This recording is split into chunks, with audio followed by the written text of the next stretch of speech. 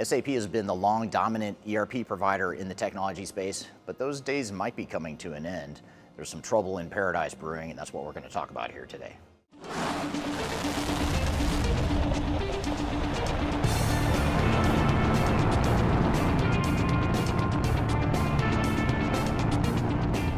My name is Eric Kimberling. I'm the CEO of Third Stage Consulting. We're an independent and tech-agnostic consulting company that helps clients throughout the world with their digital transformation journeys, including many clients that are upgrading to S/4HANA and other companies that are using legacy SAP products.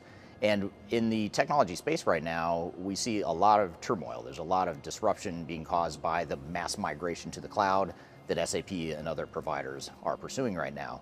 But SAP in particular is running into some legal and market issues that I think are going to create some headwinds for the company, and already are creating headwinds for the company despite its high market valuation, its overall profitability and success right now here in late 2025 into 2026.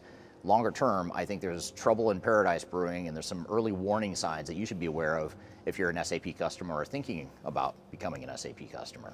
So that's what we're going to talk about today. And before I dive into today's content, I also want to encourage you to download our independent, tech-agnostic, no BS guide to successful S/4HANA implementations. So if you're thinking about moving to S/4HANA, whether you're an existing SAP customer or you're moving to SAP for the first time potentially, I encourage you to read this guide. It's got great tips in it, objective tips on how to be successful with your S/4HANA implementation. It also shares a number of lessons learned from challenges and failures in the SAP space. So be sure to check that out. You can read that for free by scanning the QR code right here, or you can go to the links below.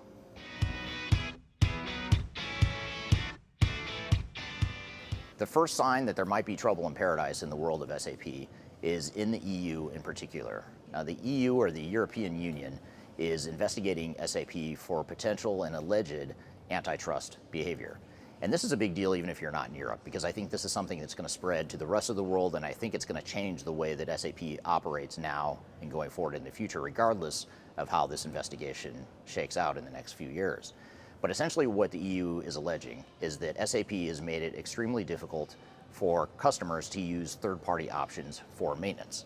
So the antitrust allegations are limited or focused on third-party support. And this is a really big deal because many of you are probably paying 15 to 20% maintenance to SAP to support your ECC or maybe your R3 applications from the past. But there are also third-party providers out there that you could be deploying. There are companies like Rimini Street and Spinnaker, for example, that provide third-party support, oftentimes at a much lower cost than what SAP offers. In addition, you have the fact that SAP is trying to migrate customers to S/4HANA and away from ECC. So what they've done is they've cut off support and discontinued support for ECC as of 2030, which makes this an even bigger deal, this whole allegation of antitrust behavior in the third-party support market. Now, one example that the EU cites in terms of how SAP is operating is that they're making it difficult for customers to leverage third-party support because they're saying that if you do go to third-party support and decide that you want to come back later and go back to your SAP support, that you're not only going to have to pay for SAP support going forward, but you're going to have to back pay all the time that you spent hiring a third-party maintenance and support provider. So that's just one example that the EU cites as a reason why SAP is allegedly engaging in antitrust behavior. And the reason this is so important to you as a potential buyer is actually a mixed reason.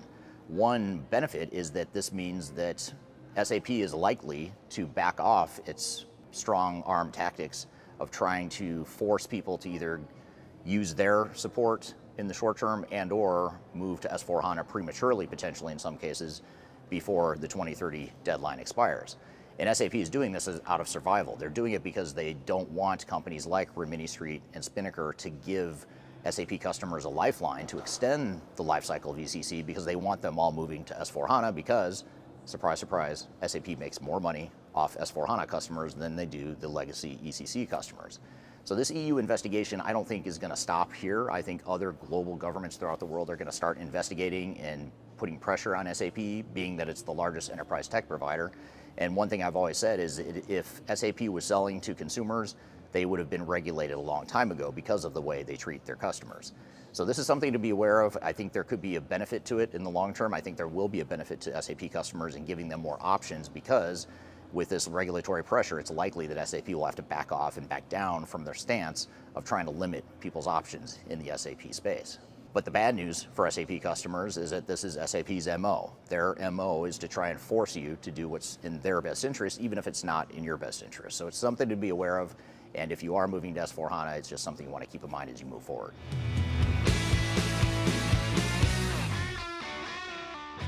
Another sign that there's trouble in paradise in the world of SAP is Celonis' lawsuit against SAP. And if you're not familiar with this lawsuit, this is a suit that was filed in the US in late 2025.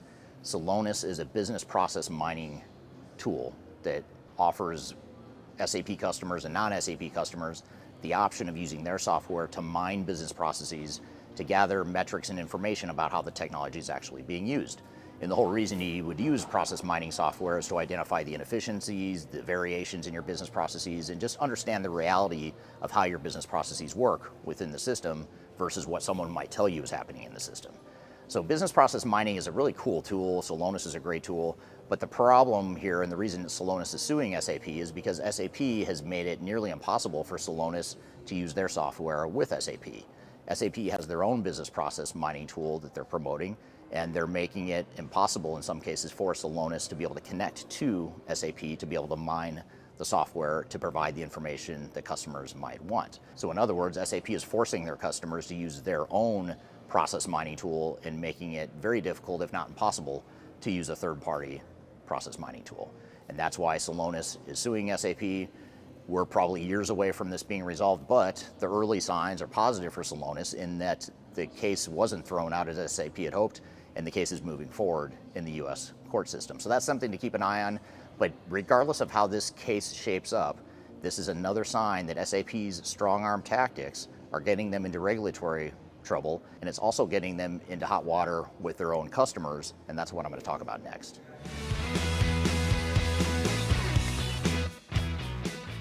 A really interesting case study I read recently is that there's a big company called Kingfish that is a global company with thousands of locations, and they are on SAP ECC. And they had long considered an upgrade to S/4HANA. And they were actually at a Gartner conference recently, and the CIO and other leaders within the organization gave a presentation about how they chose not to upgrade to S/4HANA and what they're doing instead of upgrading to S/4HANA. And this is super interesting because this is that hidden dark side of the SAP world that a lot of people won't talk about, and SAP doesn't want people talking about this stuff. But Kingfish came out as an SAP customer and talked about their refusal to move to S/4HANA and what they're doing instead.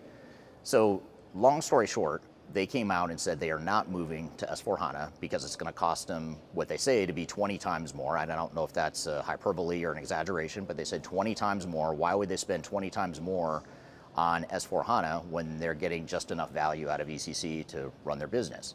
The other side of this too is that they wanted to focus on AI capabilities, and agentic AI in particular, and AI to help them make better decisions. And so they talked at the conference about how they're using AI tools, third-party AI tools on top of ECC to use the data they already have, the technology they already have, the technology they've paid for already, that's off the balance sheet and they're just paying maintenance for. They're using that existing technology to get more value out of it by getting a third-party AI tool in place.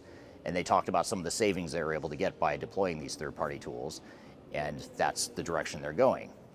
Now, they also talked in the presentation about being audited by SAP. And this is another strong-arm tactic that the big vendors like SAP, and Oracle's guilty of this as well, even Microsoft sometimes will do it.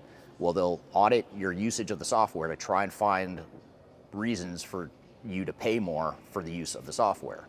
And granted, contractually, it's within their right in most cases to do this. It just leaves a bad taste in customers' mouths. So I think the good news in this, even though it's just one example here with Kingfish, the good news is that organizations are starting to wake up and they're starting to take control of their own digital transformations. They're doing things on their timeline, using their strategy and their priorities. And you can certainly take SAP's advisement and recommendations, but it doesn't mean you have to follow their path just because they're pushing you so hard to move that direction. So I think the Kingfish case study should be a good motivator for all of us to take a look at our business, and if it makes sense to upgrade to S/4HANA, then do it. But if it doesn't, then certainly do what you need to do to run your business and focus on your priorities. I spoke a moment ago about a specific case study of an ECC customer that was refusing to move to S/4HANA despite SAP's best attempts. And this customer is not alone. It was recently revealed in a study that 40% of SAP customers have not yet started their journey to S/4HANA. So despite years and years of strong arm tactics and incentives, the RISE program, discontinuing maintenance and support in 2030, despite all these tactics, 40% of customers still have not even started the migration to S/4HANA.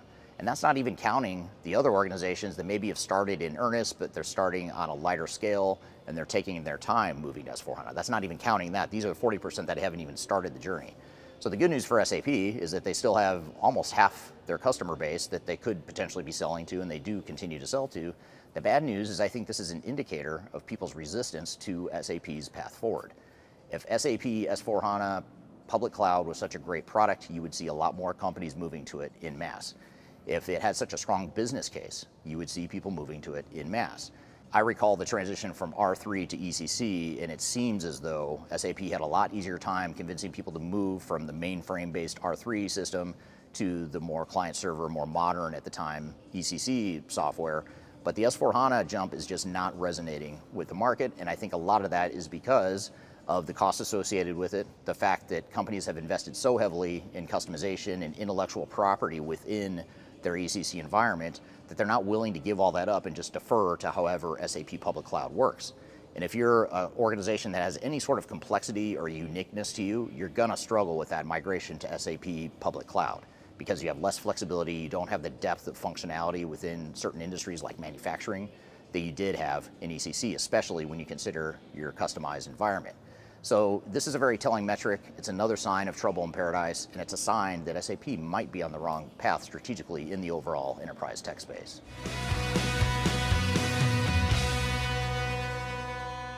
There are recent studies that show that 80 to 85% of people distrust big organizations and they distrust big technology providers at an even higher rate. So this is a huge trust gap that we're seeing in the enterprise tech space. And more qualitatively speaking, just based on my experience, I've never seen this level of distrust, frustration, and anger towards enterprise technology providers as I'm seeing right now. And this may sound counterintuitive because in some ways, the technology companies are doing the coolest stuff they've ever done, building new AI capabilities. The cloud stuff is pretty cool, predictive analytics is cool. There's a lot of great capabilities and advancements that are happening that are improving at an exponentially faster rate day to day, but yet the companies are working against their customers' best interests. And the reason for this is twofold. There's two parts to this. One is that investors are rewarding heavily software vendors that move to the cloud quickly or move their customers to the cloud quickly. And they're also rewarding heavily software providers that invest in AI and roll out AI capabilities quickly. So this is a clear cloud and AI arms race that the technology vendors are on, which isn't a bad thing on the surface. But when you look under the hood, under the surface, you find that the technology vendors now have a conflicting self-interest that conflicts with the interests of customers. Not every customer needs to go to the cloud right now. Not every customer needs to be using AI right now. A lot of customers don't even have their ducks in a row or their house in order to be able to leverage AI even if they wanted to. So that disconnect between what investors want and what software vendors are focused on and what customers really need today and in the short term is very telling, and that's creating a level of distrust that I've never seen before. You add to the fact that you have a whole ecosystem of implementation partners, system integrators, resellers, technical consultants that focus on SAP. The big four, for example, all focus pretty heavily on S/4HANA. So Deloitte, Accenture, KPMG, PwC, all those big consulting firms have big SAP practices, and their goal is to get you to implement SAP and go to S/4HANA cloud using their services. And that's understandable, but again, that doesn't necessarily align with what your best interest might be. So this conflict of interest in the industry is just growing. It's creating larger distrust, and I think that's creating a distrust of SAP that's at a higher rate from what we're seeing. People distrust SAP a lot more than they distrust other smaller second-tier software vendors in the space that might be a little bit more focused and might be a little less aggressive in their sales tactics. So these are all things to be aware of as you navigate the world of SAP, but I'd love to hear from you. If you're an SAP customer, what's your feedback for me? Have you found positives with working with them? Are there negatives? Are there things you agree or disagree with that I'm talking about here? I'd love to hear your feedback. And of course, if you're in the SAP ecosystem, I'd love to hear from you too. If you disagree with me or have other thoughts to add, please do. Please drop those in the chat or in the comments below. Love to hear your feedback. And if you'd like to learn more about independent tech agnostic advice on how to roll out or consider rolling out S/4HANA as part of your digital transformation, please feel free to check out our guide to SAP implementations. You can find that by scanning the QR code right here, or you can go to the links below. So I hope you found this information useful and hope you have a great day.